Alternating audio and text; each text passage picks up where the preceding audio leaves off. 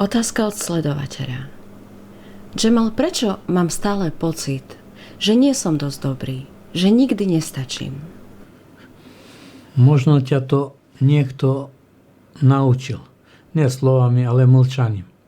Pohľadom, ktorý si túžil zachytiť, ale nikdy neprišiel. Tým, že si musel dokazovať svoju hodnotu niekedy poslušnosťou, inokedy výkonom, inokedy tým, že si zabudol na seba. Ale vtedy si ten hlas nosíš v hlave, musím viac, musím lepšie, musím byť iný. Ale vieš čo? Tvoja hodnota nezačína tam, kde sa niekomu páčiš, ani tam, kde si dokončený. Tvoja hodnota je v tom, že si so všetkým, čo ťa boli, aj s tým, čo ešte nemáš v poriadku. Byť nie je dosť.